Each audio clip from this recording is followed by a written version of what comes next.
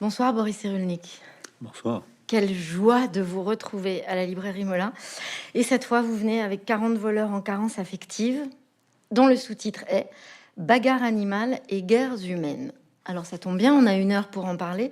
Mais d'abord, ce titre, 40 voleurs en carence affective, c'est quand même un petit clin d'œil à John Bowlby que vous citez beaucoup dans ce livre.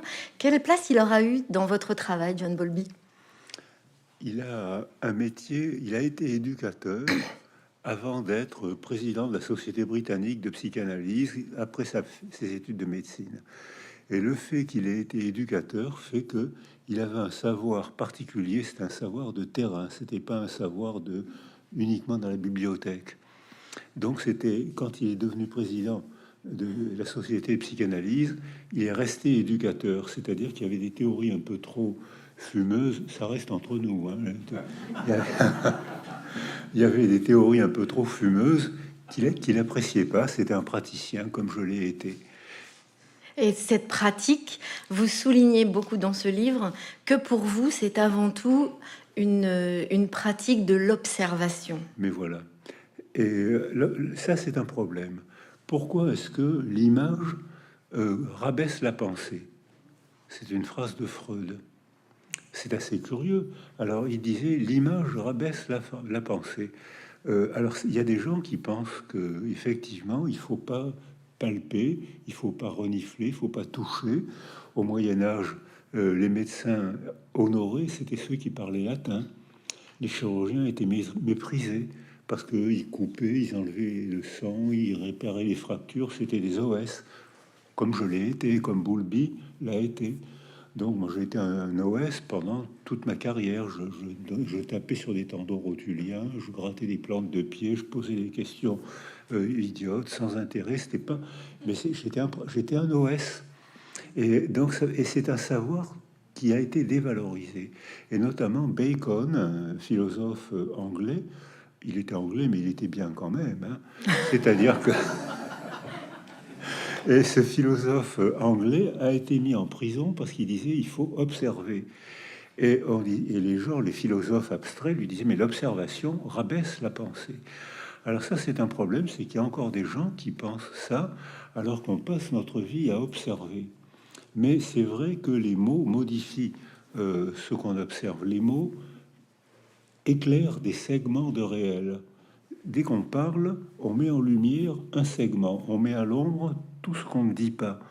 Donc les catégories philosophiques qui sont nécessaires pour penser sont donc toutes abusives, puisque nos mots changent tout le temps, changent selon les cultures, les valeurs, ce que les mots mettent en lumière change tout le temps. Donc c'est vrai que c'est très subjectif, le monde qu'on voit est très subjectif, mais nous, êtres humains, est-ce qu'on pourrait vivre sans parler?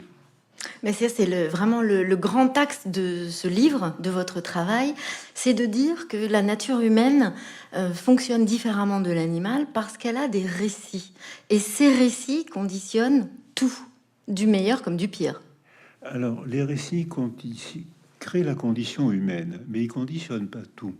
C'est-à-dire que avant d'arriver au récit, on a un corps, on a une biologie, on a un cerveau. Comme les animaux, c'est pas les mêmes. Chaque espèce a son cerveau, mais on répond on a les mêmes hormones, on a les mêmes neuromédiateurs et on dépend des pressions du milieu.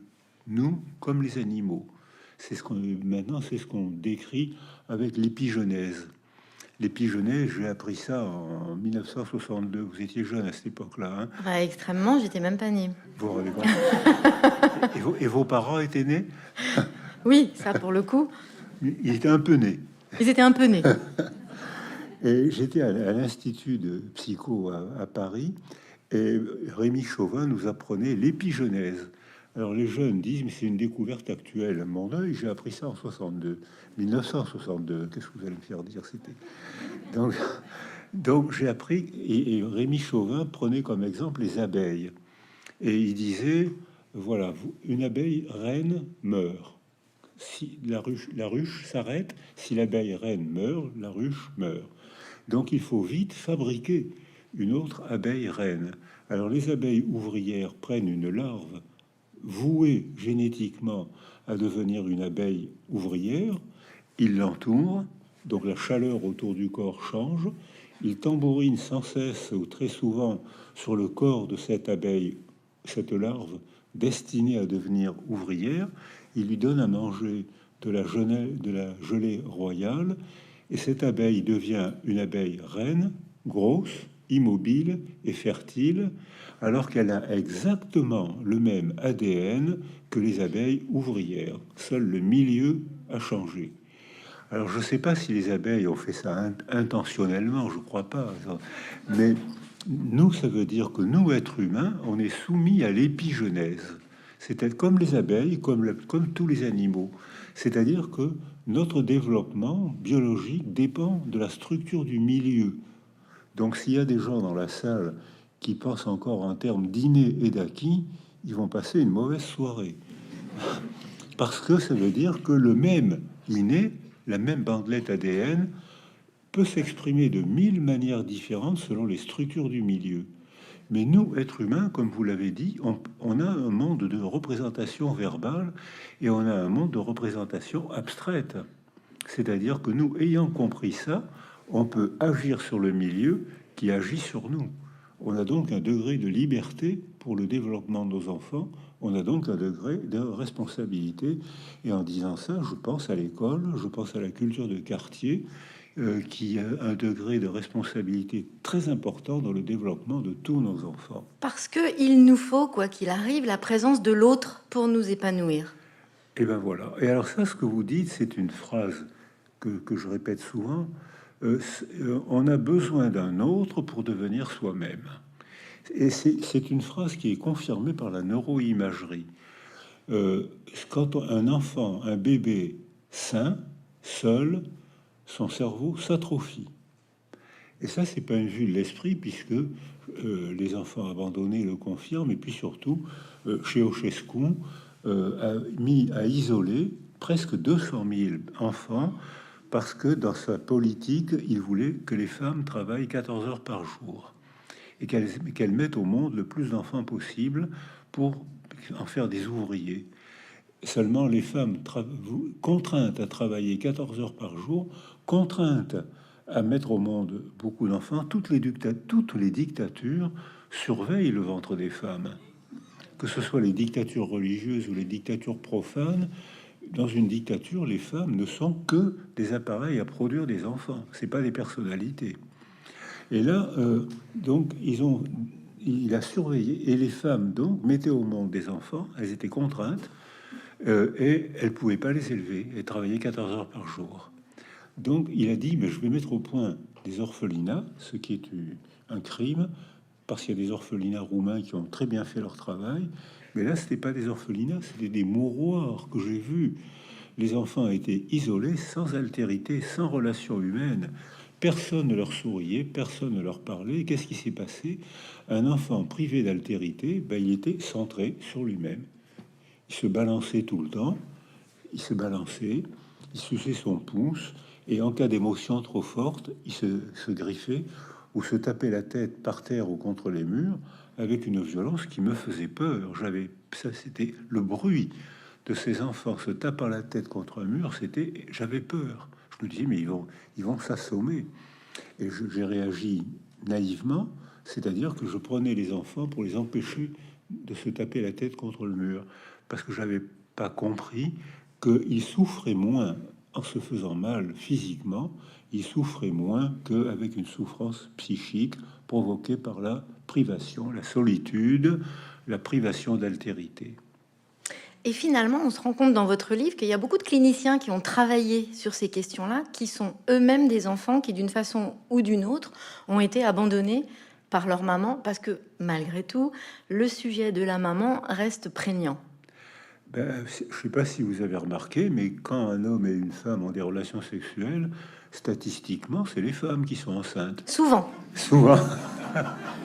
Vous avez remarqué aussi. J'ai remarqué aussi, c'est étrange.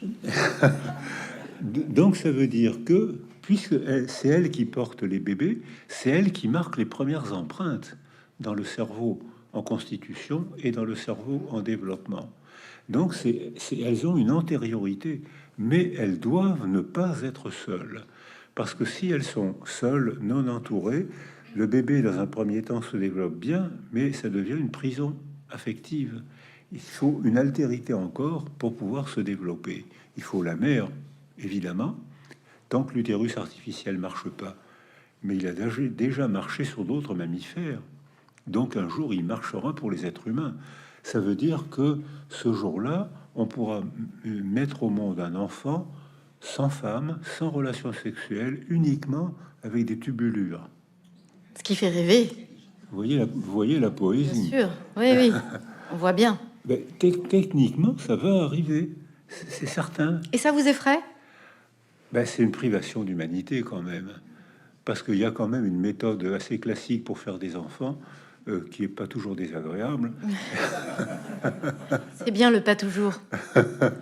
Alors, mais ce qu'on voit aussi dans votre livre, c'est que finalement, le bébé humain est très singulier par rapport aux animaux qui nous entourent, parce que lui, il met 25 ans avant de pouvoir gagner réellement en autonomie. Mais oui, 25 ans pour les filles, Oui, 27 ans pour les garçons. oui, oui. Donc, parce que les filles se développent plus vite que les garçons. Elles sont XX, c'est une des explications possibles. Elles parlent mieux avant les garçons. Les petites filles maîtrisent la parole plus tôt que les garçons. Donc, elles ont, à 12 ans, elles ont une avancée neuropsychologique de 2 ans. Ce qui, sur le plan scolaire, et il y a sûrement des enseignants dans la salle, où il y a sûrement des parents dans la salle, ce qui, sur le plan scolaire, est un avantage fantastique. Donc, les filles sont contentes actuellement parce que grâce à ça, entre autres, elles s'épanouissent mieux que jamais.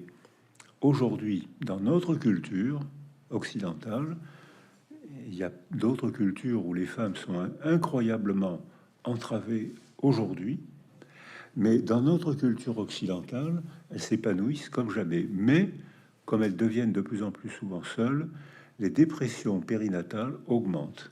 Si bien que ces femmes, mieux développées que jamais, diplômées, actives, autonomes, ces femmes-là dépriment de plus en plus. Et on apprend dans votre livre que on s'est trompé, qu'en réalité, ce sont les hommes qui sont plus intuitifs et les femmes qui sont plus rationnelles. Mais oui, ça a été une découverte aussi récente. On disait les femmes ont l'intelligence intuitive. Eh ben non, les femmes, comme elles ont une avance, et puis non seulement elles ont une avance de développement, mais il y a deux phénomènes qui se passent à l'adolescence. Les garçons et les filles ont ce qu'on appelle un élagage synaptique, c'est-à-dire que le cerveau fonctionne plus vite, mieux, avec moins de neurones, c'est-à-dire avec moins d'énergie. C'est-à-dire qu'au point de vue scolaire et dans la vie quotidienne, les femmes travaillent plus vite en se fatiguant moins. Et les femmes ont en plus un deuxième élagage synaptique, c'est au moment de la première grossesse. L'avantage, c'est qu'elles vont très vite pour décider, pour comprendre, elles vont très vite.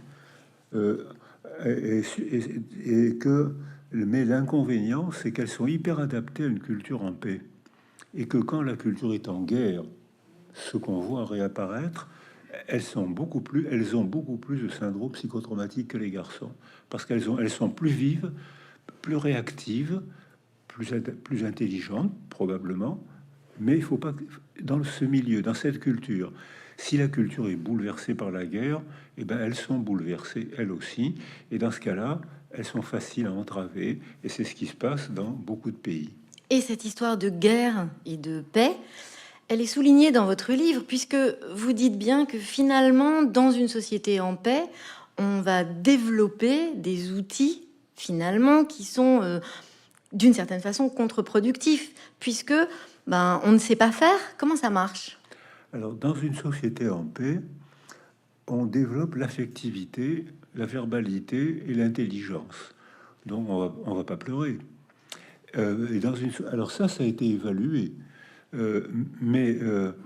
Parce que dans une société en paix, 70% des enfants acquièrent un attachement sécure, c'est-à-dire que les bébés préverbaux sourient, soutiennent le regard, tendent les bras. C'est des enfants faciles à aimer et faciles à éduquer. Dans une société en guerre ou dans un milieu en précarité sociale, c'est 40 à 50% des enfants qui deviennent sécures. Dans une société en paix, 5% des enfants démarrent difficilement. Les garçons, 5% des petits garçons mordent, frappent, accèdent à la crèche, ils parlent pas encore, et que déjà ils sont plus brutaux que les filles, contre 1% des petites filles. Cette différence de développement, cette ontogenèse, comme on dit dans les théories éthologiques, cette ontogenèse, c'est-à-dire le développement sous l'effet de pression du milieu, cette ontogenèse a été récupérée par toutes les cultures, y compris la nôtre, pour apprendre la violence aux petits garçons. J'ai connu ça après la guerre. On enseignait la brutalité aux petits garçons. On m'a dit, tu ne traverseras pas, comme on disait à tous les enfants de mon âge, tous les garçons de mon âge, tu ne traverseras pas la vie sans connaître une guerre et plusieurs bagarres de rue, tu dois t'y préparer. C'est ton rôle, d'où cette virilité ridicule que les féministes critiquent.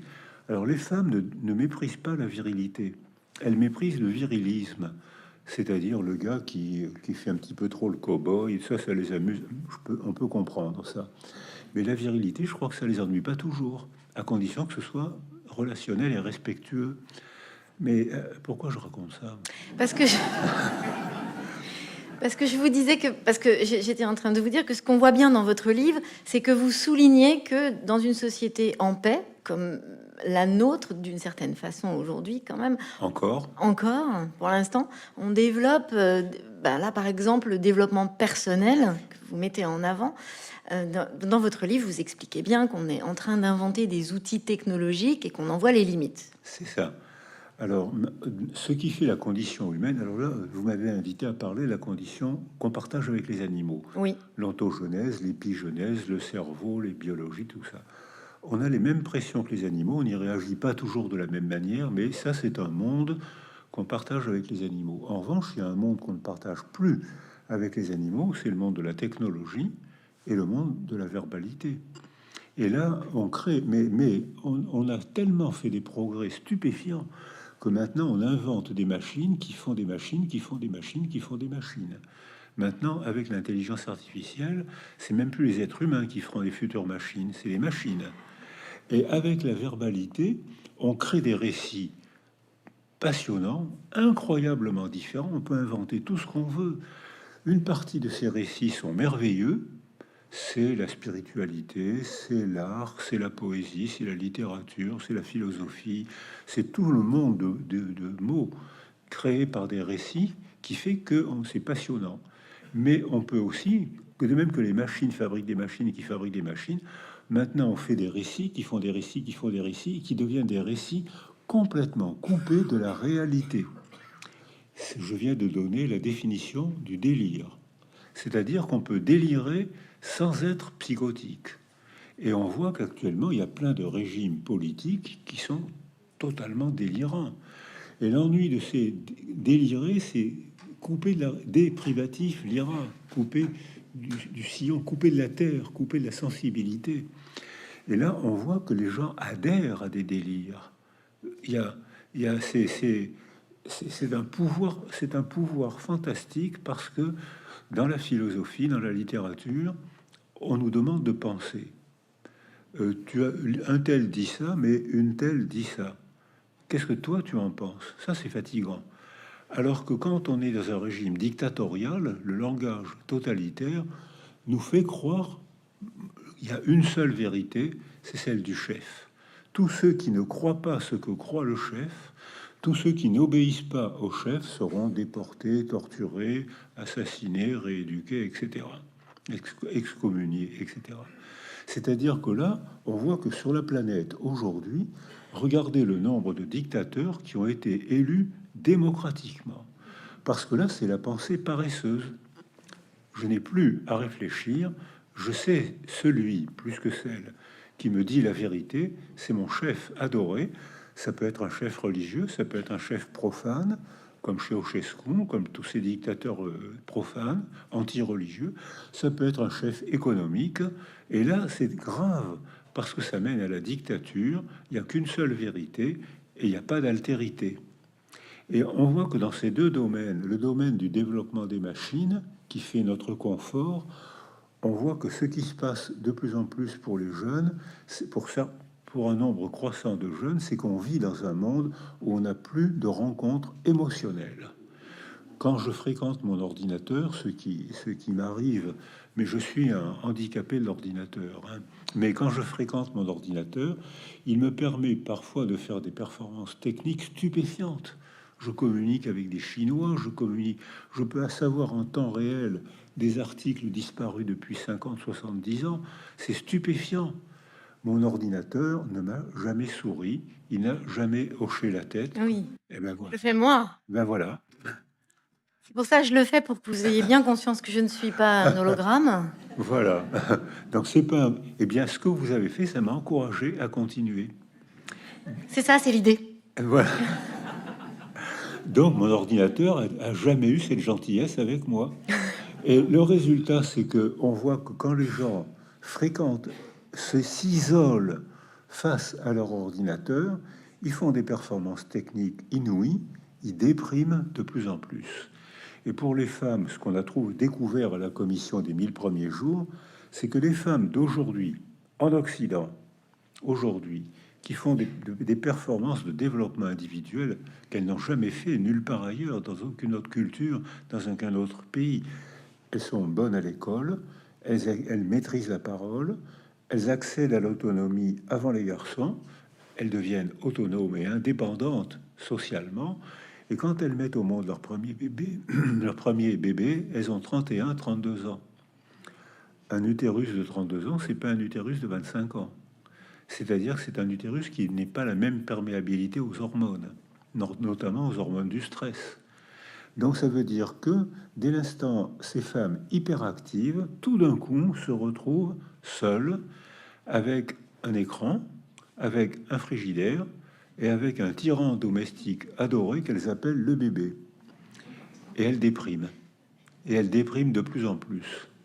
Et il y a même des phénomènes récents, c'est que maintenant on voit apparaître des jeunes mamans qui se suicident avec des bébés âgés de quelques mois. Parce qu'au Moyen Âge, en France, même en Europe, les femmes étaient entravées, on sera tous d'accord, elles n'avaient pas les mêmes droits que les hommes, donc il y avait une injustice légale. Elles étaient entravées, mais les valeurs de la culture n'étaient pas celles d'aujourd'hui, mais elles n'étaient jamais seules. Il y avait toujours un foyer et un village autour d'elles.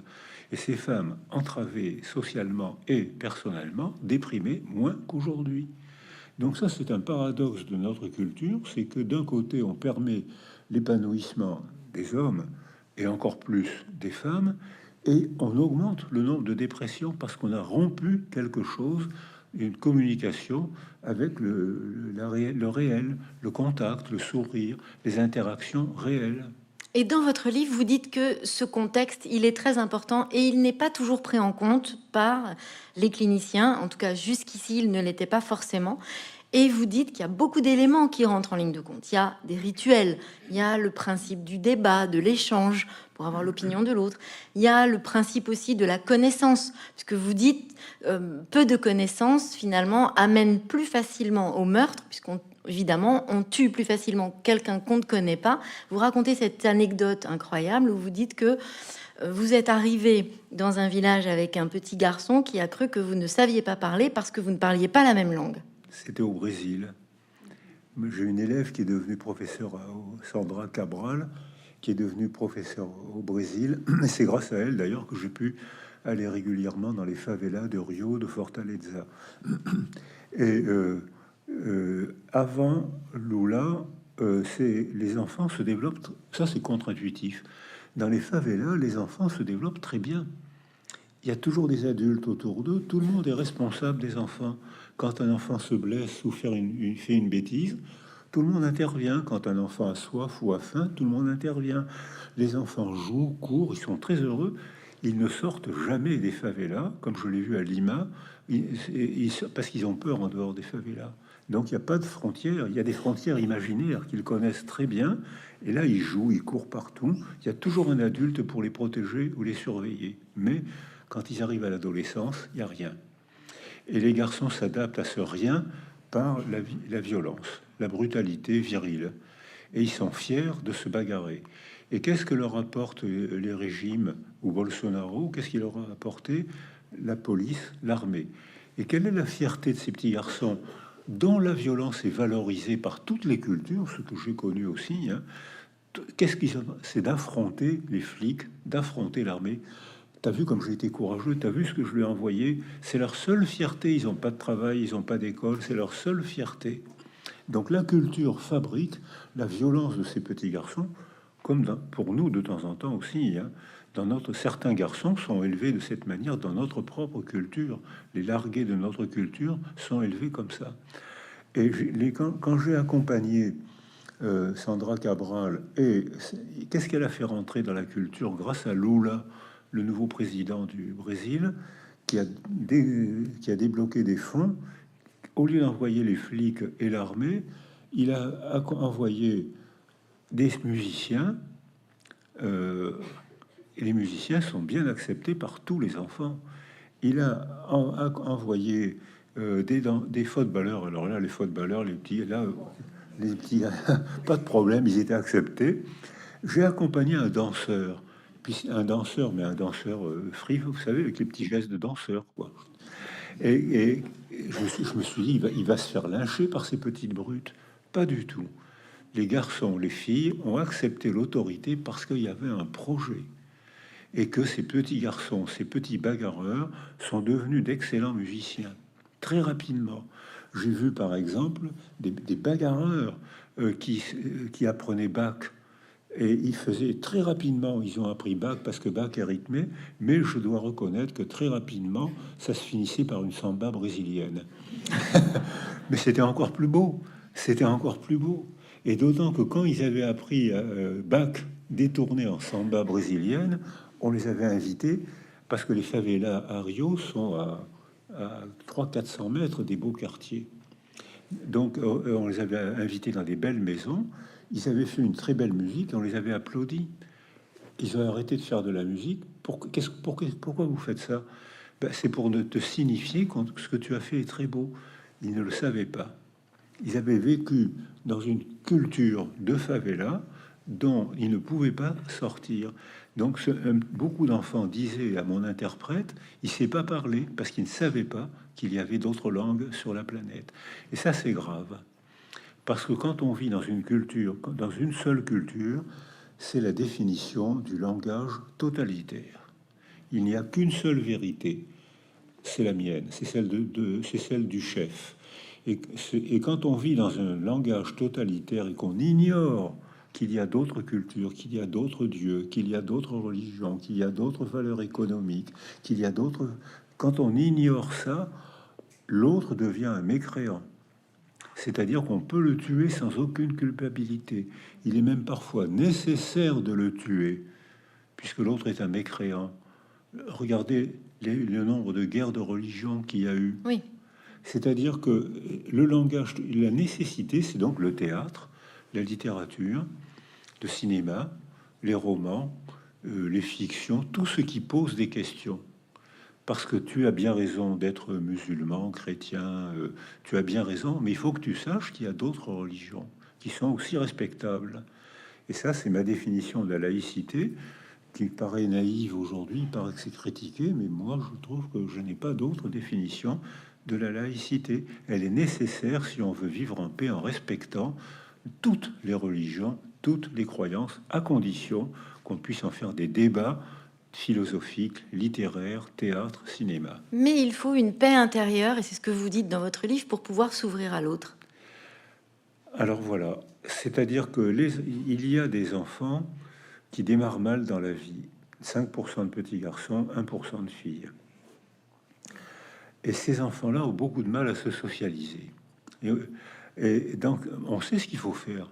Au lieu de punir ces petits garçons, j'ai connu l'époque où ces petits garçons mordent, frappent, cassent, et on les punissait. Et je connais même des grands noms de la psychanalyse qui disaient il faut mordre un enfant qui mord, ça lui apprend à mordre. Ben oui. Et donc, au contraire, il faut le sécuriser pour lui dire ce que tu fais, c'est désagréable pour les autres, C'est-à-dire qu'il faut développer leur sentiment d'empathie. Quand tu mords quelqu'un, tu lui fais mal. Essaye de te représenter ce qui se passe dans le monde de l'enfant, de l'autre que tu as mordu. Il est mal. Si tu n'es pas d'accord, tu peux le dire, mais il faut le dire avec des mots. Il faut le dire autrement. D'autant que ces petits garçons mordeurs, ils font le vide, même dans la crèche. On le voit, hein, on fait des observations éthologiques, c'est-à-dire d'études de comportement. Un petit garçon qui mord, même à la crèche, ses petits compagnons de crèche l'évitent, ce qu'on peut comprendre. À l'école, on l'évite. Dans les relations avec les adultes, il évite. C'est lui qui se met. Il mord, il frappe, il parle pas. Devinez quels sont leurs résultats scolaires. Ils sont mauvais. Ils sont mauvais à l'école, ils sont humiliés. Donc ça veut dire que c'est des garçons qui, étant punis, sont de plus en plus mauvais et de plus en plus violents. Et quand ils arrivent à l'âge de l'adolescence, où chez les garçons comme chez les filles, il y a un pic de violence, chez les filles aussi, à l'adolescence, probablement en rapport avec des phénomènes hormonaux, sauf que, comme je le disais tout à l'heure, quand un garçon exprime sa virilité, son virilisme, c'est récupéré soit par un pays en guerre, soit par un gourou qui lui dit: je sais ce qu'il faut faire, je vais te donner un peu d'argent, je vais te faire un beau voyage et tu vas être un héros. Quand un groupe social a besoin de héros, c'est qu'il est en grande difficulté. Dans un pays en paix, on a besoin de héros chanteurs, de héros romanciers, de héros poètes. On n'a pas besoin de héros bagarreurs. Parce que justement, le problème, c'est ça, c'est que vous dites dans votre livre que cette violence, elle est condamnée quand on est en temps de paix, mais elle est extrêmement valorisée dès qu'on est en temps de guerre. Elle est décorée en temps de guerre. Si vous tuez quelqu'un en temps de guerre, vous serez décoré. Quand j'entends avec les événements qui se passent actuellement, j'entends parler de crimes de guerre, ce qui me paraît stupéfiant. Ça veut dire qu'en temps de guerre, il y a des crimes qu'il faut faire et d'autres qui sont des crimes de guerre. Il y a donc des crimes recommandés. Ça me paraît stupéfiant. On a le droit de tuer. Puis alors maintenant, des armes modernes sont d'une. Maintenant, ce que je vis à Toulon, c'est un port de guerre et la France a été en guerre contre l'Afghanistan. On en parle étonnamment peu. Et les Russes ont perdu la guerre en Afghanistan contre les talibans. Les Français ont dû mettre en retraite contre les talibans. Les Américains ont battu en retraite contre les talibans. Qu'est-ce qu'ils avaient, les talibans? Ils n'avaient pas une vraie armée, au sens classique du terme. Ils avaient des vélomoteurs avec des fusées porteuses. Ils envoyaient leurs fusées qui faisaient un dégât énorme et puis ils disparaissaient. Envoyaient ni vélomoteur ni fusée. On ne savait pas qui avait tué. Alors ça, pour les syndromes psychotraumatiques, c'est excellent. Les soldats actuellement, ils ont peut-être moins de morts que dans la Seconde Guerre mondiale, mais ils rentrent tous délabrés psychologiquement. Il n'y a pas d'ennemis, ils savent pas ce qu'ils font. Le copain tombe, on ne sait pas pourquoi. Dans leur camp, ils sont même pas à l'abri dans leur camp. Tout d'un coup, quelqu'un tombe, ils savent pas pourquoi. Donc c'est parfait pour déclencher les syndromes psychotraumatiques. Et actuellement, les soldats très bien formés à Toulon, physiquement, techniquement, intellectuellement très bien formés, ils ont des syndromes psychotraumatiques qui les ravagent. Mais on a quand même un problème que vous soulignez, c'est que vous dites que cette histoire d'observation nécessaire, finalement pour développer le sens critique, pour développer sa personnalité, sa vision, elle se heurte à un exemple incroyable dans votre livre. Vous parlez de Darwin, qui est sur son bateau avec son capitaine, qui lui est collectionneur. Alors Darwin est collectionneur, il fait des observations, son capitaine fait les mêmes observations, et de cet exemple-là, vous dites, mais pourtant il n'arrive pas à la même conclusion, puisqu'il y en a un des deux qui va s'apparenter au fondamentaliste, c'est-à-dire que lui, il confirme ce qu'il veut du monde par ce qu'il voit, et non pas il découvre en voyant. Voilà, ça rejoint votre question sur la nécessité de revaloriser les praticiens, les OS, les infirmières, les aides-soignantes, qui ont un savoir qu'on ne met pas assez en valeur. Elles ont un vrai savoir. Et parce que quand voir le monde, c'est déjà l'interpréter. Parler le monde, alors là, c'est lui donner une forme verbale, c'est l'interpréter encore plus. Mais voir le monde, c'est déjà, on n'est pas passif. On ne voit pas le même monde. On sélectionne ce qu'on voit du monde, ce qu'on extrait du monde. Donc voir le monde, c'est déjà une créativité. On crée le monde qu'on voit et qu'on appelle évidence. Évidence, mon œil. C'est le monde qu'on a fabriqué avec nos yeux, avec nos mots et avec notre esprit. Donc, l'observation est déjà une création. Darwin, qui était un mauvais élève, un très mauvais, il a tenté médecine, il s'est fait planter, il a été mauvais partout. Son père était médecin aisé, donc il lui trouve une place sur le Beagle et il part presque 3 ans et il partage la cabine avec Fitzroy. Darwin collectionne les fossiles, les os, et il rapporte dans le bateau des os d'animaux qui n'existent plus. Qu'est-ce que c'est que ces mystères? Je vois bien que c'est un fémur, mais il n'y a plus un seul animal qui a un fémur comme ça. Ça veut donc dire que il y a longtemps habité sur la Terre des animaux qui avaient un fémur comme ça et qui ont disparu. Donc ça veut dire qu'il y a une évolution, quelque chose change. Et Fitzroy, qui partage la même cabine avec lui et qui est un fondamentaliste vraiment fervent, Fitzroy lui dit: mais non, c'est la preuve du déluge. Ça veut dire que ces animaux ont été noyés par le déluge. Donc il confirme ce qu'il a appris alors que Darwin évolue. Et ça, ce que vous m'invitez à dire là, c'est très important, c'est que les mots évoluent. Les mots sont des organismes vivants qui changent de signification quand change le contexte. Par exemple, c'est la dérive sémantique de tous les mots, tous les mots. L'exemple que je donne, c'est le mot secrétaire désigne un meuble ou un métier. Mais quand vous rentrez dans un magasin et que vous dites: je voudrais acheter ce secrétaire, tout le monde comprend que vous voulez acheter le meuble et pas le gars qui fait les papiers au fond du... Donc tout le monde, c'est le contexte qui a précisé le sens du mot. Tous les mots dérivent, c'est des organismes vivants. Donc ça veut dire que lorsque Darwin prouve l'évolution, il dit c'est la sélection du plus apte. Et non du plus fort. Ça a été récupéré par certains pour dire que c'est la sélection du plus fort. Et ça a étonné la tragédie. Les nazis ont récupéré Darwin pour dire: nous sommes les plus forts. Mais pourquoi vous êtes les plus forts? Ben parce qu'on est blond aux yeux bleus. Ah ben non, moi je suis pas d'accord. Hein. Moi je sais quels sont les hommes de race supérieure. C'est les chauves. Alors, ben c'est vrai, c'est certain. Je vous le prouve scientifiquement si vous voulez. Non, mais il y a des millions de gens, des milliers qui ont cru ça, qui n'ont pas vu la dérive du mot, comme on le voit actuellement encore réapparaître le langage totalitaire qui est en train de réapparaître.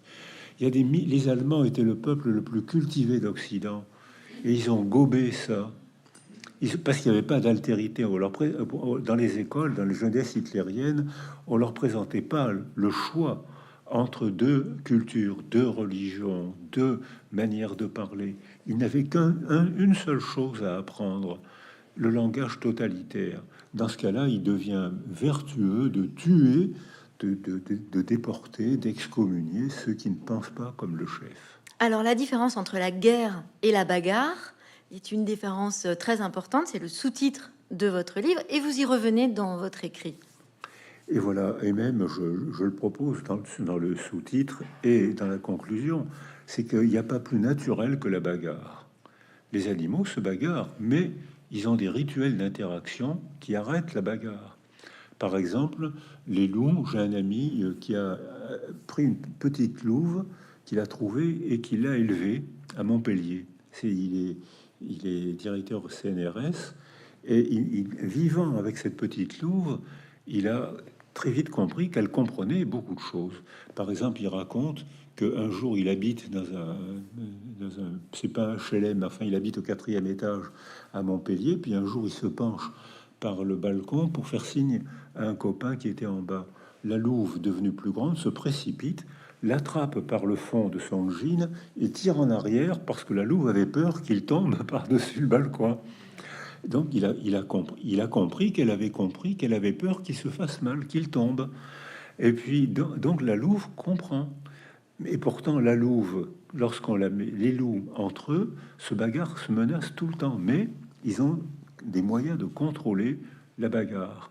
C'est-à-dire que quand un loup tombe sur un loup supérieur, il offre de lui une image où il n'y a aucun signe d'agression. Il se couche sur le dos et il y a pas de croc, il n'y a pas de griffes, il y a aucun signe d'agression.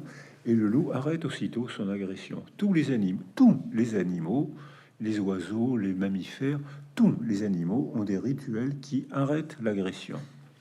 Nous, humains, chez nos enfants, il y a aussi des rituels qui arrêtent l'agression. Mais quand un enfant est mal élevé parce qu'il n'avait pas de famille, parce qu'il y a la guerre, parce que c'est la pauvreté, pas d'école, pas de culture de quartier. Quand un enfant, il n'apprend pas ces rituels d'interaction, et là, il continue l'agression. Et comme nous, êtres humains, on vit dans un monde de représentation verbale, un monde noétique, oui, de pensée, on peut éprouver du plaisir à faire du mal à l'autre. Et là, on voit que les harceleurs, parfois les harceleuses aussi, les harceleuses, le préjugé disait, il n'y a que les garçons qui sont des harceleurs. Ce qui est vrai quand le harcèlement est physique, mais ce qui n'est plus vrai quand le harcèlement est psychique ou même par Internet ou les lettres anonymes. Alors là, les filles font de très bonnes performances dans le harcèlement. Mais ça veut dire que nous, comme on vit dans un monde, notre condition humaine, c'est la parole, c'est le monde noétique. Et à ce moment-là, on peut très bien inventer des récits auxquels on se soumet, et là, il n'y a plus de frein. Et là, on arrive à ce qu'on voit actuellement au Proche-Orient, à ce qu'on voit dans beaucoup d'autres... On le voit pas qu'au Proche-Orient, hein, on en parle énormément, mais les musulmans sont persécutés en Birmanie, on en parle étonnamment peu. Donc, il y a des tas d'autres pays où il n'y a pas de... où Bachir el-Assad a persécuté son propre pays, il n'y a pas une seule manifestation. On a accepté. Donc ça veut dire que là, mais on vit dans on se soumet à un langage totalitaire. Et là, c'est grave parce qu'il n'y a plus de négociation possible. Il y a Vous pas dites d'altérité. aussi qu'on est dans une société du préjudice. Mais oui, qu'est-ce qu'elle m'a bien lu. Oh là là, je suis non, je suis impressionné là. Mais oui, quand j'étais gamin, on nous apprenait, les scientifiques aussi disent leur part de bêtises, hein. J'ai appris, quand j'étais étudiant en médecine, que les enfants, il fallait pas leur donner d'anesthésie parce que ça modifiait l'expression, ça modifiait les signes cliniques, ce qui est vrai. C'est pour ça qu'on donne des anesthésistes. Et on disait, donc on verra pas s'il y a une complication, on verra pas s'il y a une infection, donc il faut pas leur donner d'anesthésie. Et on nous apprenait à faire les points de suture sans anesthésie pour ne pas modifier les signes cliniques, ce que j'ai appris à faire. Alors je fais, s'il y a des dames dans la salle, je fais des points de surgé à toute allure. Parce que les enfants pleuraient, ils criaient même. Et moi je me dis, il faut vite que je fasse mon point de suture, parce que pour les faire souffrir le moins longtemps possible. Donc je suis un virtuose du point de surgé. Donc, et il souffrait. Bien sûr. Il souffrait.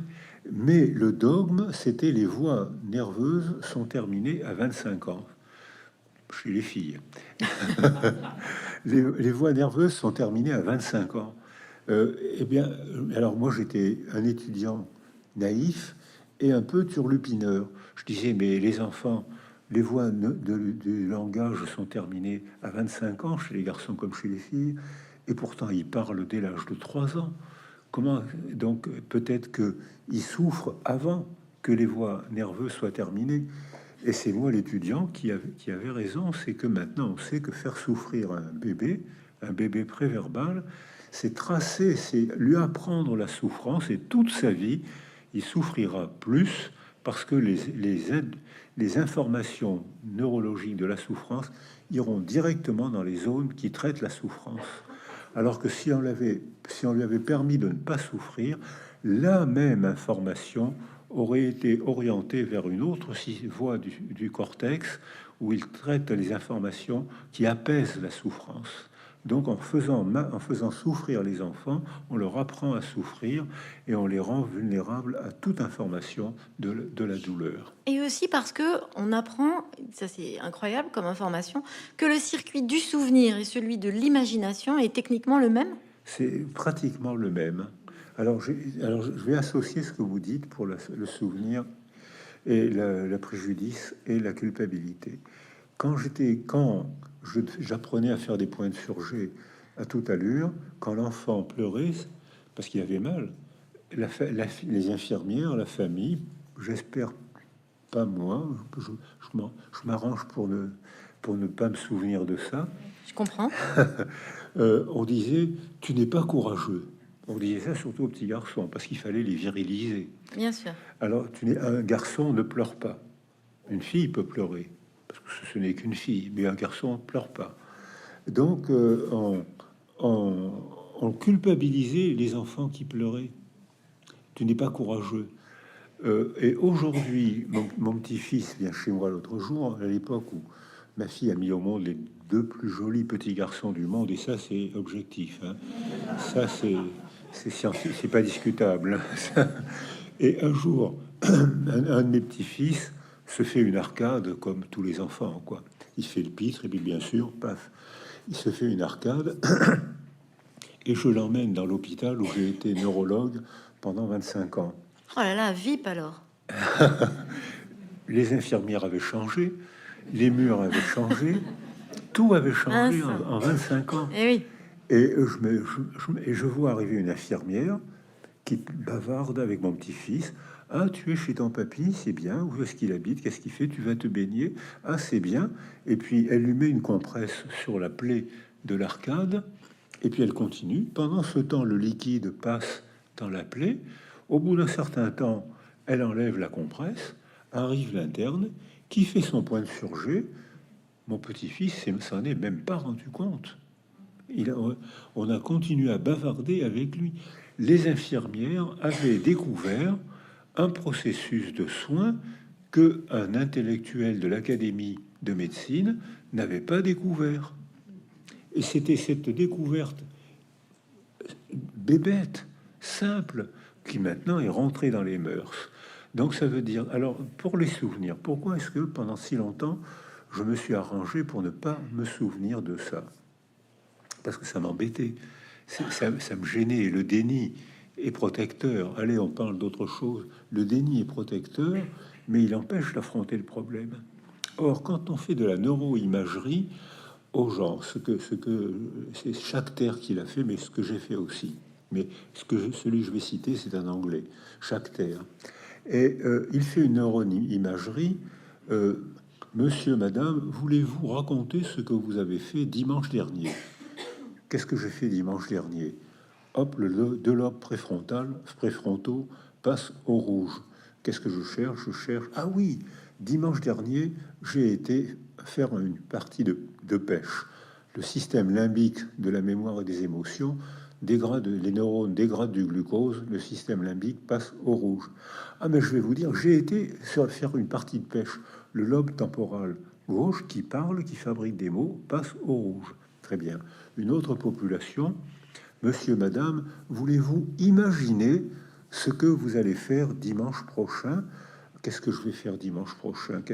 Ah oui, je vais aller faire une partie de pêche. Les deux lobes préfrontaux passent au rouge. Mais ah ben je vais prendre mon bateau, ma canne à pêche. Paf, le système limbique passe au rouge. Et puis ah ben je vais vous dire ce que je vais faire dimanche prochain. Je vais faire une partie de pêche. Ce sont les mêmes circuits qu'on imagine ou qu'on se rappelle, non, j'ai mal dit, qu'on imagine ou qu'on évoque un souvenir. Ce sont les mêmes circuits. Alors quand j'ai écrit La vie t'appelle, qui se passe à Bordeaux, une bonne partie se passe à Bordeaux,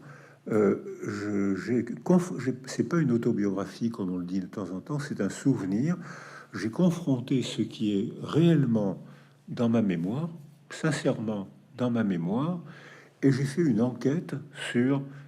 J'ai été sur les lieux, j'ai retrouvé des gens qui étaient au même endroit à Bordeaux et dans sa région au même moment pour affronter les mêmes événements, et on n'avait bien sûr pas les mêmes souvenirs.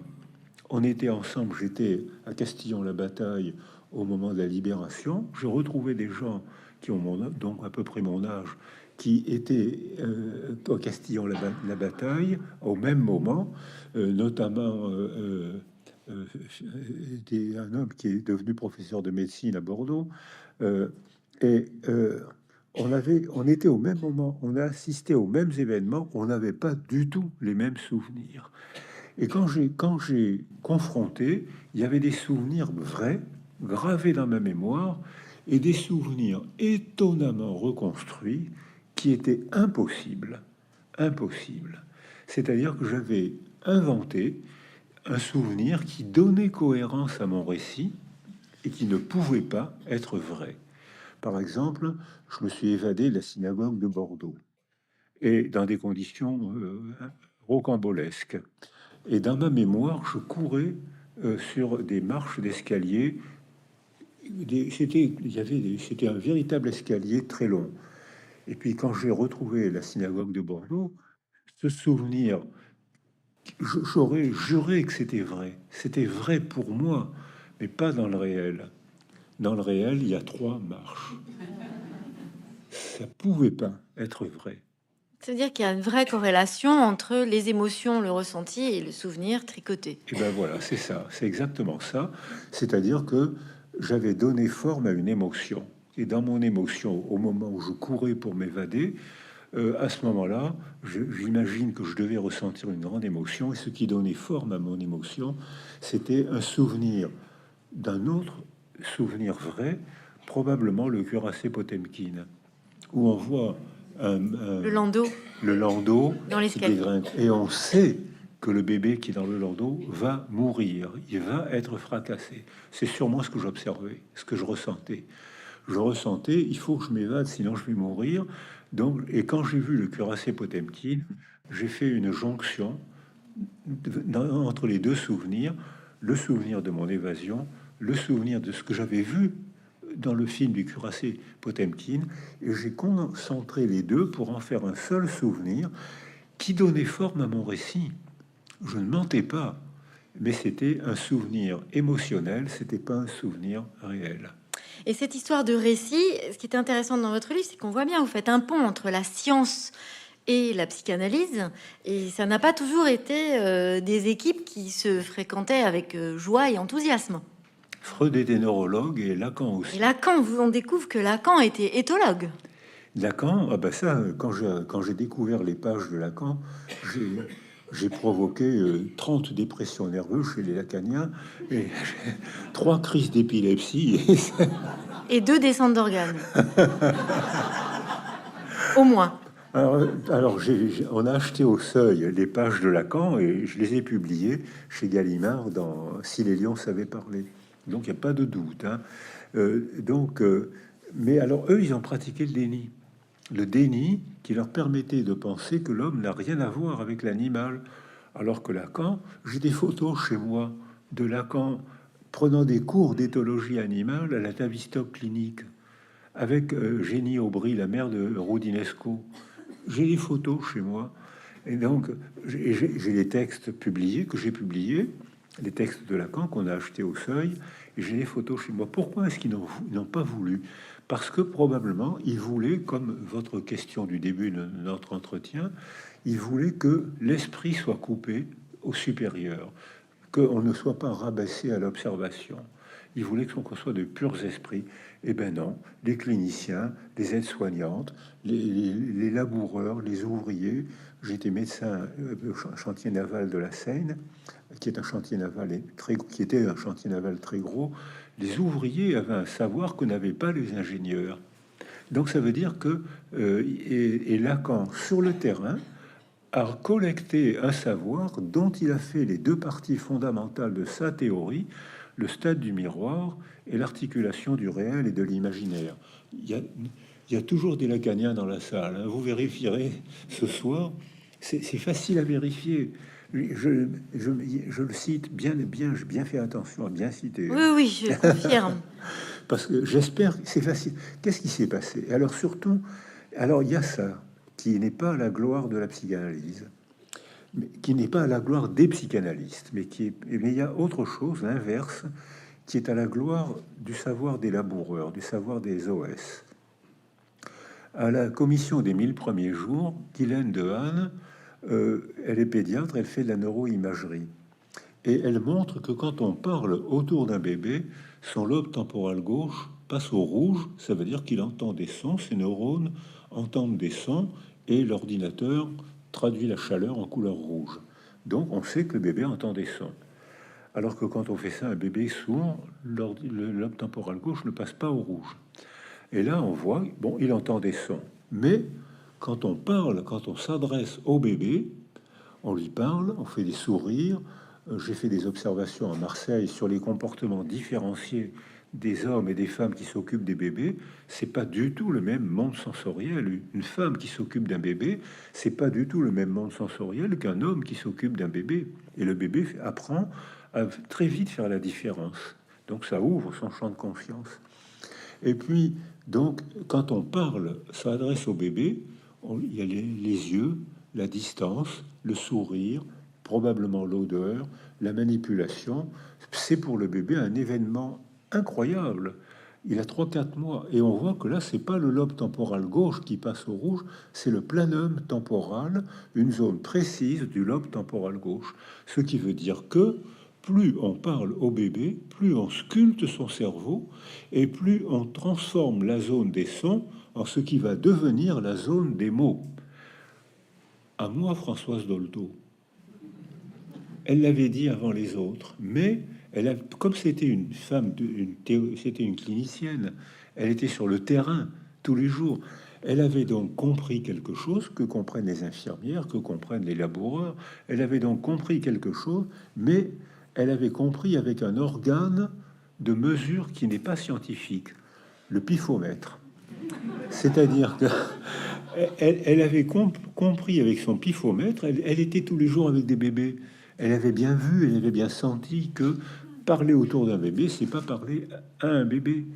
Et la neuroimagerie confirme tout à fait Françoise Dolto aujourd'hui. Et d'ailleurs, cet événement est bien développé dans votre livre. On ne pourra pas continuer, puisque ça fait déjà 1 heure que nous discutons malheureusement, mais vous soulignez justement le fait qu'on arrive dans une époque où il y a une vraie haine des élites qui pose une vraie question du rapport social aujourd'hui. Et là, vous soulignez le fait qu'on ne prend pas en considération les gens de terrain finalement. Et ça, on n'a pas beaucoup évolué. Ce sera ma dernière question et il faudrait que la réponse soit assez courte, pardon. 1 heure. Boris Cyrulnik. Mais quand même, ça fait longtemps que vous avez un fan club extraordinaire pour tout ce que vous nous dites, pour tout ce que vous écrivez.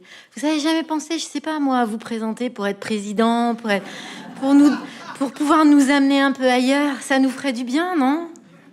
Elle est taquine.